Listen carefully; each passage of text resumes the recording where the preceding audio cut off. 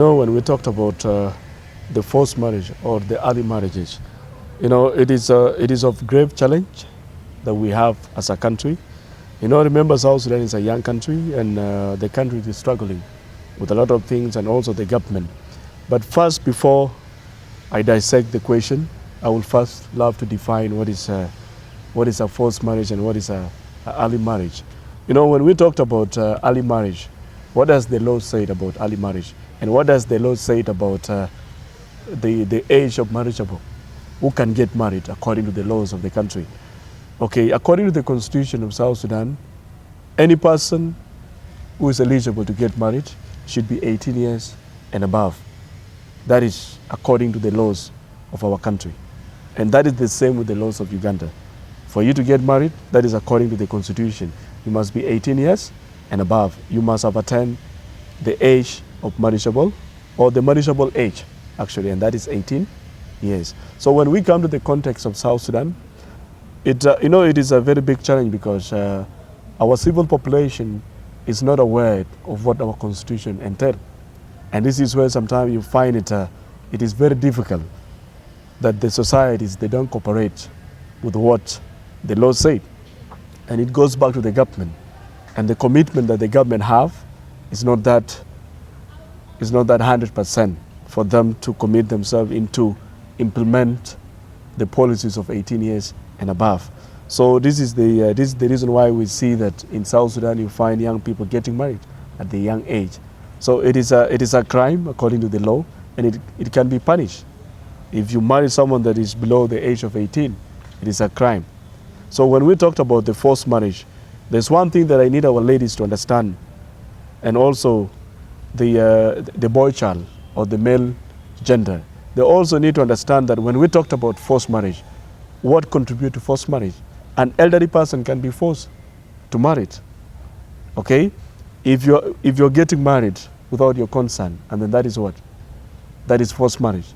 Okay? We know how our societies work. Sometimes you find the girl childs are being forced to get married. Sometimes they find themselves in a situation whereby they are manipulated by their family members.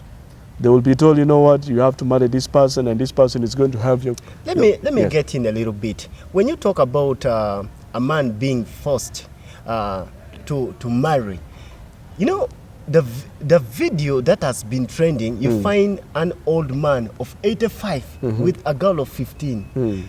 Should someone say that man has really been forced, or the girl has been forced? Okay, when we, I think I mentioned before when I say that when we talked about forced marriage, it can involve the two genders.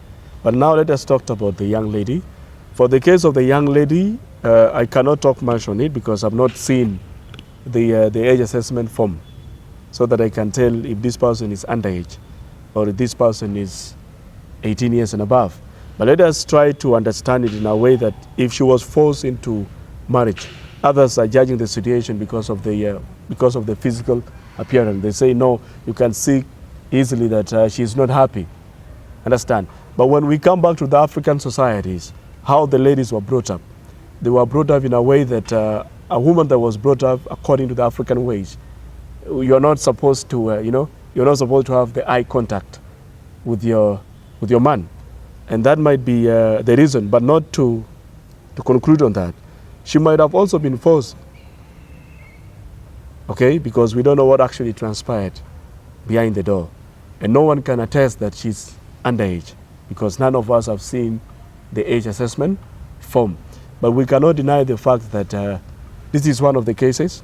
She might have been forced because in our society as Dinka and also within the society of the Nilotic communities, they have a way of how they used to do their things. At a point, you find young South Sudanese in our societies whereby people will sit, the family members will sit, and they will discuss the future of a girl without involving them in the decision making. And this is one of them. Okay? And this is how the ladies are forced in South Sudan. The families can have an agreement that so-and-so is going to get married, but even the person that is going to get married has no idea. And they're not even given the space to say what they want and to decide for themselves. Understand? And at a time, they're also pushed with manipulation, whereby the family members have to manipulate them. If you get married to this person, this person is going to elevate the family level. You understand?